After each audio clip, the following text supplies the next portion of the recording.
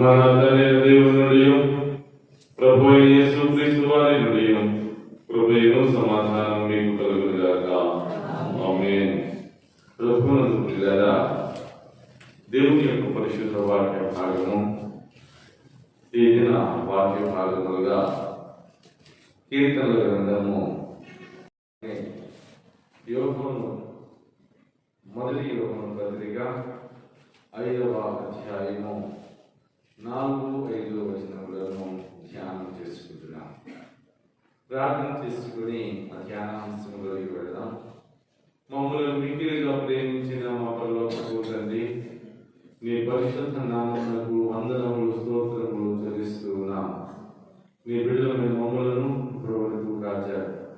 రాబో కాలంలో కూడా మీ కరుణా కటాక్షములను తోడుగా నుంచి నలుపుకొని ఘనత మహిమ ప్రభావాలని ఇప్పటికీ పొందుకోమని దేవుని నింపుకోమని యేసు క్రీస్తు నామములో ప్రార్థించి వేడుకొంచున్నాం తండ్రి.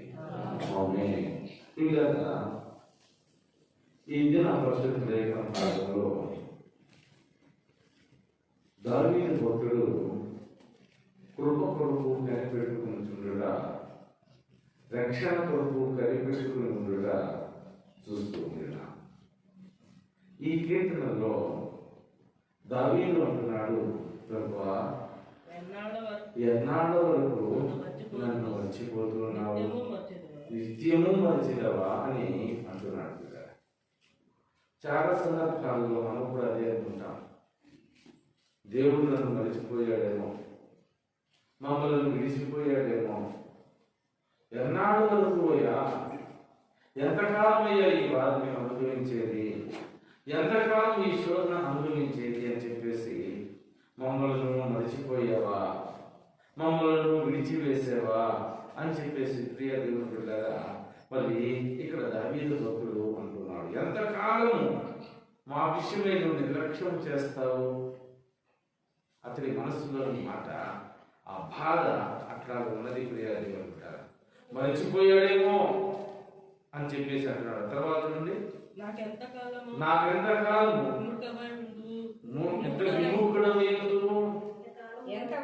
ఎంతవరకు నా మనస్సులో నేను చింతపడుదును. దేవుని మనోవ్యాధ ఎటు నుంచి సహాయం రాలా, ఎటు నుంచి ఆదరణ రాలా, ఎటు నుంచి సపోర్ట్ లేదు. మనసంతా కృంగిపోతున్నది, మనసంతా వేదన చెందుతున్నది. ఎంతకాలం అయ్యా, నేను ఎటు చూసినా ఎడారులే, ఎండమాములే కనపడుతున్నవి. ఎంతకాలము నీవు నాకు దూరముగా ఉంటావు, నాకు సహాయాన్ని పంపించవా? ఎంతకాలము నన్ను వదిలివేస్తావు, సహాయం పంపించవా? ఇదిగో నా మనస్సు కృంగిపోతూ ఉండి ఉన్నది, నాకు సహాయం లేదే, నాకు ఆదరణ లేదే అని ప్రియ దేవుని బిడ్డలారా, దావీదు భక్తులు ప్రియ దేవుని బిడ్డలు చూడండి, మరి వేదన పడుతూ ఉన్నాడు, నన్ను విడిచివేశాడేమో అని. దావీదు భక్తుడే కాదండి, యోబు కూడా తనకు కలిగినటువంటి శోధనను బట్టి, తనకు కలిగినటువంటి ఇబ్బందిని బట్టి యోబు భక్తుడు కూడా ప్రియ తన జన్మదినాన్ని శపించుకుంటున్నాడు, తన పుట్టిన దినాన్ని శపించుకుంటున్నాడు. ఎందుకు పుట్టాను నేను ఈ భూమి మీద? ఇన్ని కష్టాలు పడడానికా, ఇన్ని వేదనలు పడడానికా, ఇన్ని ఇబ్బందులు పడడానికా నేను ఎందుకు పుట్టాను అని ఆయన జన్మదినాన్ని శపించుకుంటున్నాడు. చూడండి, యోబు గ్రంథము 3వ అధ్యాయం నుంచి వచ్చిన చదవండి. ఆ తరువాత యోబు మాట్లాడుట మొదలుపెట్టి తాను పుట్టిన దినమును శపించెను. ఏం జరిగిందండి? తాను పుట్టిన దినమును శపించుకున్నాడు. ఎందుకు? వరుస వరుస శోధనలు వచ్చినవి, ఎందుకు వరుస వరుస కష్టాలు వచ్చినవి అని ఈ జన్మ వ్యర్థమైన జన్మ, నేను పుట్టిన జన్మ వ్యర్థముగా ఉండి ఉన్నది. అమ్మా, ఆ తలుపు ఏమో అటు బాధానికి పెట్టాము, మీరు మొత్తం తలుపు మూసేశారు. అది తలుపుది కొంచెం ముందుకు రాండి, చాలా ఖాళీ ఉంది. మైకు సరే ముందుకు రండి కొంచెం, అది రీసౌండ్ తలుపు వేసేసారు. ప్రియదేవుని బిడ్డలారా, తన జన్మముల గురించి మరి దూషించుకుంటూ ఉన్నాడు, తన జన్మముల గురించి బాధపడుతూ ఉన్నాడు బిడ్డలారా. ఎందుకు? దేవుడు వదిలివేశాడేమో, దేవుడు నెట్టివేసాడేమో అని. అందరి జీవితాలలో ఇలాంటి అనుభవము ఏర్పడుతున్నది పిల్లలు. కానీ దేవుని వాగ్దానం డిఫరెంట్గా ఉంది, దేవుని వాక్కు డిఫరెంట్గా ఉంది పిల్లలు. ఏమంటున్నారో తెలిసిన అంటున్నాడు చూడండి, యెషయా గ్రంథము 49వ అధ్యాయము 14-16 వచనం. అయితే సియోను యెహోవా నన్ను విడిచిపెట్టి ఉన్నాడు, ప్రభువు నన్ను మరిచి ఉన్నాడు అని అనుకొనుచున్నది స్త్రీ తన గర్భమున పుట్టిన బిడ్డను కరుణింపకుండా తన చంటి పిల్లను మరచున వారైనా మరచుదు, కానీ నేను నిన్ను మరువను. ఎందుకు అనుకుంటున్నావు? కొన్ని గడియలు, శోధన గడియలు మనుషుల యొక్క జీవితంలోకి వస్తాయని యేసు గారు చెబుతున్నారని. అపాయకరమైనటువంటి గడియలు జీవితాల్లోకి వస్తాయి, కుటుంబాలలోకి వస్తాయని దేవుడు చెబుతూనే ఉన్నాడు. మీరు ఏం చేయాలా? మెలకువగా ఉండి ప్రార్థన చేయాలి, విసుగుగా ప్రార్థన చేయాలి. అంతేకాదు ప్రభువైన యేసు వారు చెబుతున్న మాట కూడా ఏంటంటే, సాతానుడు ఎవరిని మృగుదాన్ని తిరుగుతూ ఉన్నాడు కనుక మీరు శోధనలోనికి ప్రవేశించకుండా, అపాయంలోనికి ప్రవేశించకుండా ఏం చేయమని చెప్పినాడు? ప్రభువు ప్రార్థన చేయమని చెప్తున్నాడు. అందుకని పరలోక ప్రార్థనలు ఏమంటున్నాడు? మమ్మల్ని శోధనలోనికి తేక కీడు నుండి తప్పించుము అని ప్రార్థన చేయాలి. ఆ ప్రార్థన చేస్తూ ఉండినప్పుడు, ఆ పరలోకపు ప్రార్థన వెళ్ళవేస్తూ ఉండినప్పుడు, హృదయపూర్వకంగా చేస్తూ ఉండినప్పుడు ఆ శోధనడు వచ్చిన కొంచెంసేపు అట్లాగే వెళ్ళిపోతుంటాడు, కానీ ఆ శోధన మరి అంతగా ప్రభావం చూపడదు. కరోనా వైరస్ వచ్చి 2 తుమ్ములు 2 దగ్గరతో తిరిగినట్టుగా ఉంటుంది. కానీ దేవుడు మనం కనుక ప్రార్థన కనుక చేయకపోయినట్లయితే, విజ్ఞాపన చేయకపోయినట్లయితే ఏం జరుగుతుంది? ఐసీయూలోకి తీసుకొని పోయి ఇవాళ రేపా అని చెప్పేసి అధికమైన ప్రార్థన చేసే విధంగా చేస్తూ ఉంది. కనుక ఇక్కడ అంటున్నాడు, మీరు ఎందుకు బాధపడుతున్నారు? ఆ శోధనలు రాకుండా మీరు విజ్ఞాపన చేయవచ్చు కదా, ఆ రక్షణానందాన్ని మీరు పొందుకోవచ్చు కదా, ఆ దీవెనను పొందుకోవచ్చు కదా. నేను మర్చిపోయాను ఎందుకు అనుకుంటున్నారు అని చెప్పేసి అంటున్నాడు. యెషయా భక్తుల ద్వారా చెబుతున్న మాట ఏంటంటే, ఇదిగో నిన్ను నేను మరచిపోను, తల్లిగా లాలించును, తల్లిగా ప్రేమించును, తల్లిగా లాలించును, తల్లిగా ప్రేమించును, ముదిని వచ్చు వరకు ఎత్తుకొని ముద్దాడును, చంకనెత్తుకొని కాపాడును. యేసయ్యా తల్లిగా లాలించును, తల్లిగా ప్రేమించును, తల్లిగా లాలించును, తల్లిగా ప్రేమించును. తల్లి అయిన మరచునేమో నేను నిన్ను మరువను, చూడున అరచేతులలో నిన్ను చెక్కి ఉన్నాను. తల్లి అయిన మరచునేమో నేను నిన్ను మరువను, చూడున అరచేతులలో నిన్ను చెక్కి ఉన్నాను. నీ పాదము తొట్టిల్ల నీయను నేను, నిన్ను కాపాడువాడు కులగడు నిగులపోడు అని చెప్పి వాగ్దానం చేసిన యేసయ్యా తల్లిగా లాలించును, తల్లిగా ప్రేమించును.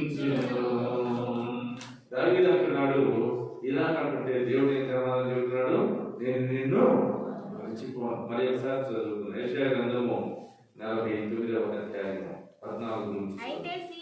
అయితే సీయోను యెహోవా నన్ను విడిచిపెట్టి ఉన్నాడు, ప్రభువు నన్ను మరచి ఉన్నాడు అని అనుకొనుచున్నది.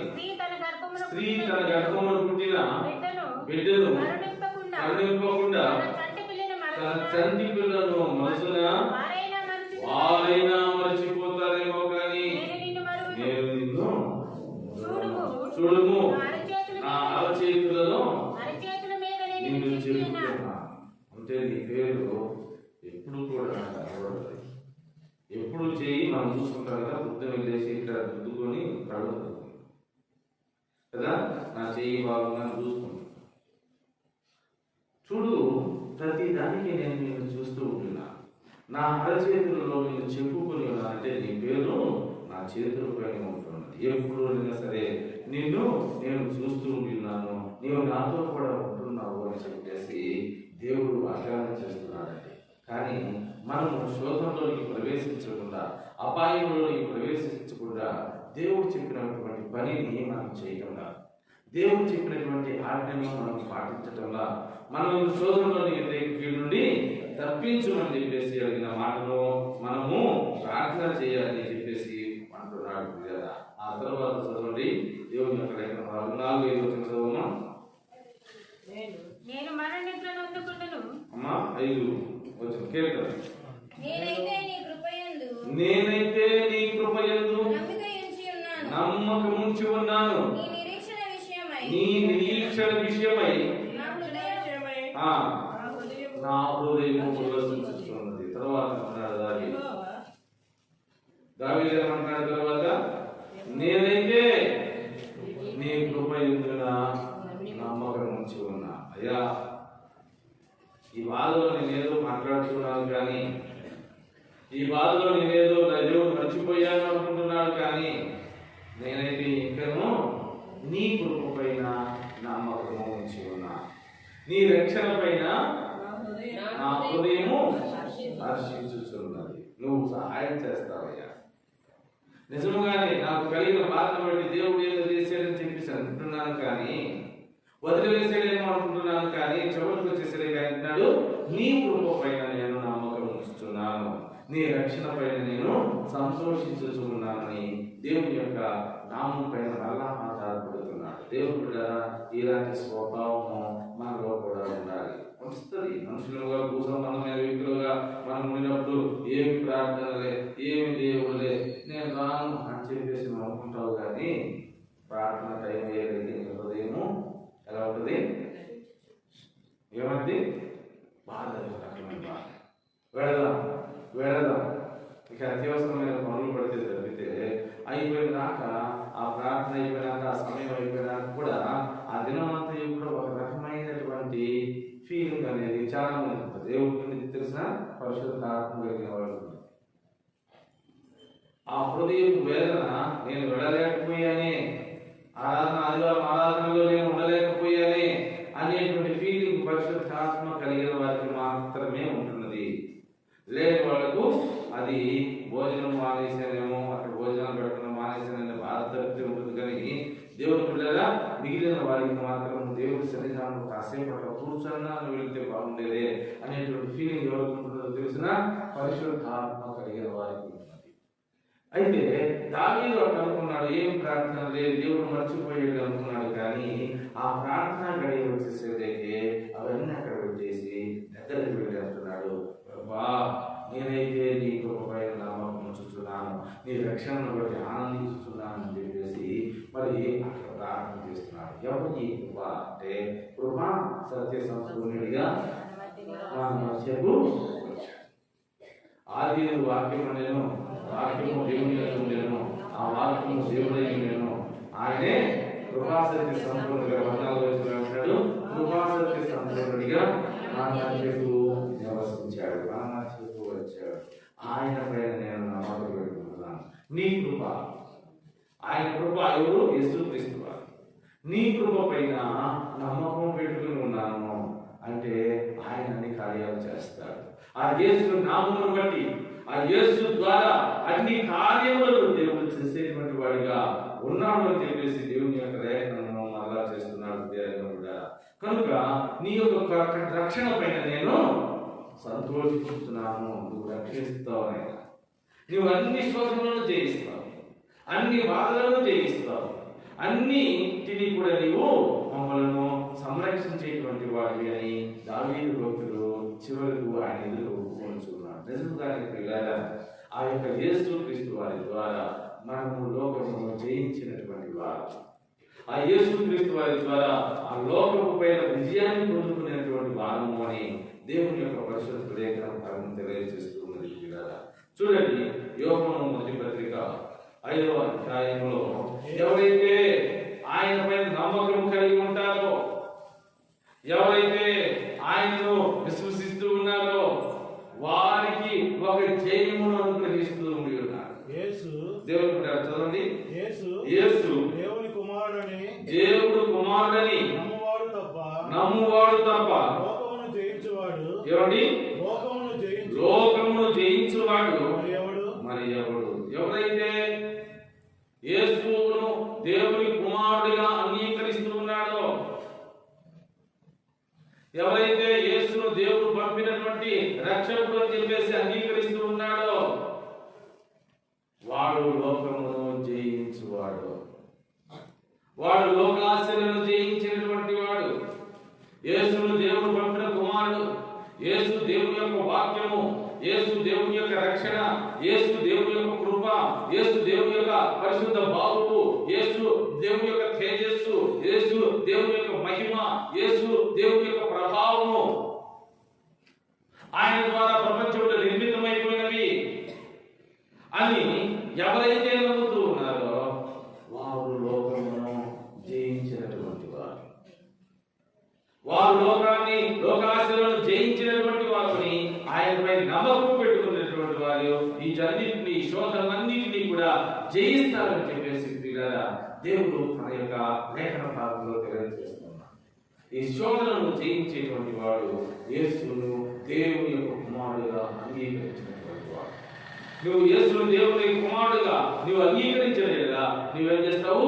జయమును పొందుకుంటావు అని మరి ఇక్కడ వాక్య భాగం సెలవిస్తుంది. చాలా మంది ప్రియులారా, లోకాశలను జయించుటకు ఏం చేస్తారో తెలిసిన చాలా చాలా అభ్యాసాలు చేస్తారు. ఈ లోకంలో శోధనను జయించాలి, ఈ లోకంలో ఉండాల్సినటువంటి వాటిని కూడా జయించి గొప్పవారం కావాలని కొంతమంది కొన్ని ప్రయత్నాలు చేశారు, సొంత ప్రయత్నాలు. వాటిలో ఒక ప్రయత్నం ఏంటి? తపస్సు. ఏం చేస్తారు? తపస్సు చేస్తే లోకాశలను జయిస్తాము అంటారు. ఇంకొకటి ఏంటో తెలిసిన యోగం. కొన్ని యోగాలు ఉన్నాయి, రాజయోగము, భక్త యోగము, ఇంకా రకరకాలైనటువంటి మరి ప్రేమ యోగము. ఈ యోగాలు ఉన్నాయి. ఈ యోగాలు మరి మనము యోగాభ్యాసముల ద్వారా మనం పొందుకోవచ్చు అని ఈ యోగాలు ప్రయత్నం చేస్తారు. కొంతమంది ఏం చేస్తారు తెలిసిన మనుషులందరికీ దూరంగా ప్రశాంతంగా ఉంటే ఈ సమస్యలన్నిటికీ మనం దూరంగా ఉంటామని చెప్పేసి వాళ్ళు ఆలోచన చేస్తారు. ఇంకా కొంతమంది ఏం చేస్తారో తెలిసిన ప్రియదేవుని బిడ్డలారా, లోకాన్ని జయించి దానికి సన్యాసం స్వీకరిస్తే ఈ పిల్లలు జంజాటం అంతా లేకుండా పోతే, మనము ఏ బాధ్యతలు బందీలు లేకుండా పోతే ప్రశాంతంగా ఉంటామని చెప్పేసి సర్వ త్యాగం చేస్తారు. సర్వత్వంగా పరిత్యాగం అంటారు. ఏమండి ఇదేమంటారు? సర్వాంగ పరిత్యాగం. సర్వాంగము పరిత్యాగం చేసేసి ఏం చేస్తున్నారు? లోకానికి వెళ్ళిపోతారు. ప్రియ సంగమా, ఈ లక్షణాలను అలవాటు చేసుకుంటే ఈ లోకంలో ఉన్న కష్టాలన్నింటినీ జయించవచ్చు, ఈ లోకంలో ఉన్న బాధలన్నింటినీ జయించవచ్చు అని చాలా మంది ప్రబోధిస్తూ ఉంటారు. కానీ ఇది జయించే మార్గం కాదు, లోకం నుంచి పారిపోయే మార్గం. ఈ మార్గము లోకం నుండి భార్యను వదిలివేసి జయించాడా?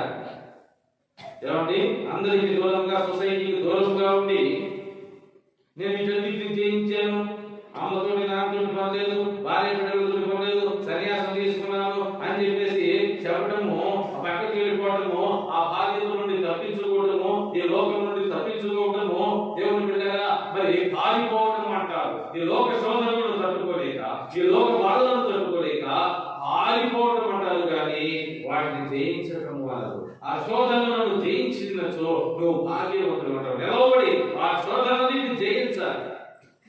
శోధనలను జయించినాచో భాగ్యవంతుడవు. శోధనలను జయించినాచో భాగ్యవంతుడవు. జీవ కిరీటము మోయువేళ ఎంత సంబరము. జీవ కిరీటం మోయువేళ ఎంత సంబరము. సోలిపోవలదు మనసా సోలిపోవలదు. ప్రియ దేవుని బిడ్డలారా, ఈ విధంగా దేవుని యొక్క పరిశుద్ధ వాక్యం భాగం చదివిస్తున్నది. ఇదిగో ఎవడైనను క్రీస్తు నమ్ముకున్న యెడల, దేవుని కుమారుని ఒప్పుకునే యెడల ఏం జరుగుతుందా? లోకమును జయించుతాం. ఇవన్నీ చేస్తే పారిపోవడం అంటారు. ఈ యోగాలు తపస్సులు ఇవన్నీ కూడా ఏం చేస్తే లోకం నుండి పారిపోవడం, మనుషుల నుండి పారిపోవడం అంటారు. కానీ నువ్వు నిలబడి జయించాలి అంటే, ఆ శోధనను ఓవర్కమ్ చేయాలంటే నువ్వు దేవుని యొద్దకు రావాలి. నువ్వు దేవుని పైన ఆధారపడాలి. ఇదిగో ఎవడైనా మన చదవండి. దేవుని మూలముగా పుట్టిన వారందరూ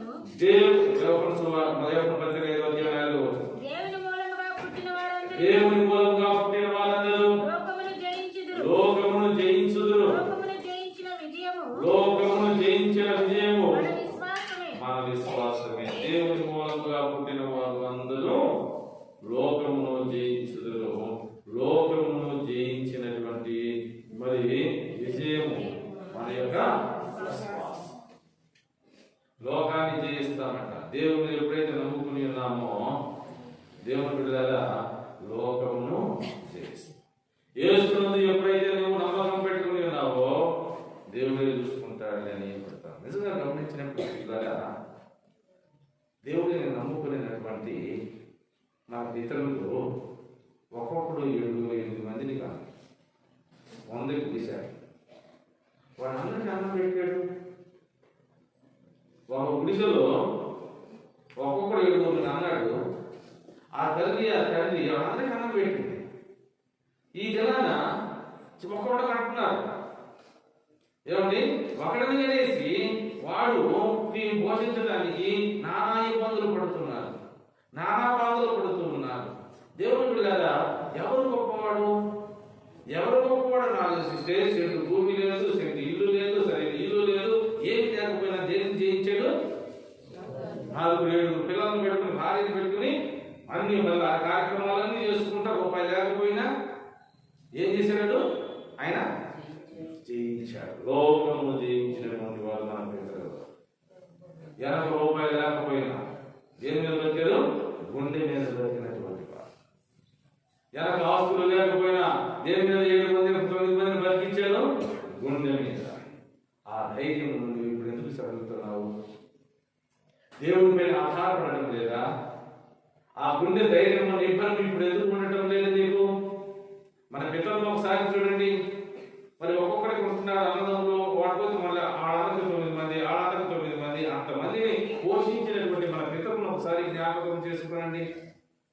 ప్రతి దానికి ఎందుకు నిరుత్సాహపడుతున్నారు? ప్రతి దానికి ఎందుకు ఇబ్బంది పడుతున్నారు? లోకమును జయించినటువంటి విశ్వాసము మనము కలిగి ఉండకపోవడం వలన, దేవుడి పైన ఆధారపడకపోవడం వలన పిల్లరా మనము మరి ఈ విధమైనటువంటి మరి పారిపోయేటువంటి తత్వాన్ని ఏర్పాటు చేసుకుంటున్నాం. ఆ తర్వాత చదువున్నాం. యేసు దేవుని కుమారుడని నమ్మువాడు తప్ప లోకమును జయించువాడు మరి ఎవడు? యేసు దేవుని కుమారుడని ఎవడైతే నమ్ముతున్నాడో వాడు తప్ప మరి లోకాన్ని జయించేటువంటి వాడు ఎవడు? ప్రియులారా, మనం లోకమును జయించాలి అంటే యేసు యొద్దకు రావాలి. అందుకని దావీదు ఒకటి అంటున్నాడు. దావీదు ఒకటి ఏమంటున్నాడు తెలిసిన? అయినాను ఏం జరుగుతుందట? కృప దొరుకుతుంది నీ కాడ. మరిచిపోయాడు అంటున్నాడు కానీ ఎందుకట? తర్వాత ఏమంటున్నాడు? నేనైతే నీ కృప ఎదుగున నమ్మకం ఉంచి ఉన్నాను. యేసునందు నమ్మకం ఉంచి ఉన్నాను. నన్ను విడిచిపెట్టేవారు బాధపడుతున్నా కానీ నేను దేవుడి పైన నమ్మకం పెట్టుకుని ఉన్నాను. నువ్వు నేను పంపబోసినటువంటి రక్షణ అయిన యేసుక్రీస్తు వారి పైన నమ్మకం పెట్టుకుని ఉన్నాను. ఈ శోధన నేను జయిస్తాను, ఈ బాధను నేను జయిస్తాను, ఈ అపాయమును నేను జయిస్తానని చెప్పేసి దావీదు తన మనో బలహీనతను నిబ్బరమును మరి మరి నిబ్బరముగా మార్చుకున్నట్లుగా దేవుని యొక్క వాక్య భాగము చదివిస్తున్నది. ప్రియ సంగమా, దేవుని వెళ్ళారా, ఇంకా దేవుని యొక్క వాక్య భాగం చదివిస్తున్నది. ఆ రక్షణ మరి మనము కలిగి ఉన్నామని చెప్పేసి అంటున్నాడు. ఇంకొకసారి చెబుతాం ప్రియులారా, ప్రకటన గ్రంథము 2వ అధ్యాయం 7వ వచనం. ప్రకటన గ్రంథం 2వ అధ్యాయము చెవి గలవాడు ఆత్మ సంఘములతో చెప్పుచున్న మాట వినుగాక, ఆత్మ సంఘములతో చెప్పుచున్న మాట వినుగాక. జయించువానికి దేవుని పరదైసులో ఉన్న జీవ వృక్ష ఫలములను భుజింపనెత్తును. జయించువానికి శోధనన్ని జయించాలంటే మనం ఎవరిపైన ఆధారపడాలా? యేసు పైన ఆధారపడాలి. ఈ శోధనలు అపాయములన్నింటినీ జయించాలి అంటే యేసు పైన ఆధారపడాలి. దేవుని బిడ్డలారా, యేసు పైన ఆధారపడినప్పుడు శోధనలు జయిస్తామట. ఆ శోధనలు జయించి భూమి మీద నిలబడాలి, పారిపోకూడదు. భార్య బిడ్డలను విడిచిపెట్టి పారిపోకూడదు, సన్యాసులు కలిసిపోకూడదు. దీనికి పరిష్కారం ఎక్కడ ఉన్నదని యేసు యొద్దకు రావాలి. ఈ సమస్యకు పరిష్కారం ఎక్కడ ఉన్నదని దేవుడి యొద్దకు రావాలా. మార్గమును ఉపదేశములు చేసేటువంటి వాడు. మనం చదువుకున్నాం కదా, ఆయన భుజములపై రాజ్యభారములను ఆశ్చర్యకుడు, ఆలోచనకర్త, ఆలోచన చెప్తాడు. బలవంతుడు దేవుడు, ఇద్దరు తండ్రి అని ఆయన పేరు పెట్టబడుతుంది. సమాధాన అధికర్తని, అధిపతి అని ఆయన పేరు పెట్టబడుతుంది. నువ్వు దేవుడిపై ఆధారపడినప్పుడు ఆ ఆశ్చర్యకుడు ఏం చేస్తాడు? నీకు ఆలోచన చెబుతాడు, నీకు సహాయం చేస్తాడు, నిన్ను ఆదరిస్తాడు. నువ్వు ఎందుకు భయపడుతున్నావు? దావీదు భయపడ్డాడు, అదే యోబు భయపడ్డాడు. తర్వాత ఆయన మళ్ళీ ఫామ్ అయిపోయి అంటున్నాడు, నాకు రక్షకుడు, ఆ రక్షకుడు కావాలని చెప్పేసి ఆయన అంటున్నాడు. ఇదిగో మరి ఒకడు వచ్చిన ఎడల, మరి మృతులలో నుండి నన్ను లేపేవాడు ఒకడు వచ్చిన ఎడల నాకు ఎంత మేలు అని చెప్పేసి ఆ రక్షకుడు గురించి యోబు భక్తులు కూడా మరి ఆశపడుతున్నట్టుగా చూస్తూ ఉన్నాం. కనుక మనము మన జీవితంలో కలిగినటువంటి ప్రతి దానికి భయపడకుండా ఆ యేసు పైన ఆధారపడుతూ మరి మనము ఆధారపడాలని చెప్పేసి అంటున్నాం. ఇలా చూడండి, పాప సహితులలో నుండి పాపరహితుడు పుట్టిన ఎడల ఎంత మేలు అంటున్నాడు. ఏమంటాడు? పాప సహితులలో నుండి పాపరహితుడు పుట్టగలిగిన ఎడల ఎంత మేలు అని చెప్పేసి మరి ఆ యొక్క మేలును అంటే మరి కన్యగా పాపులలో నుండి ఒక రక్షకుడు పుట్టాలని ఈయన ప్రవచనం చదువుతున్నాడు. ఎంత మేలు అని చెప్పేసి అక్కడ మాట్లాడుతున్నట్టుగా చూస్తూ ఉన్నాం. కనుక ప్రియ సంఘమా, మరి చూద్దాము 14వ అధ్యాయం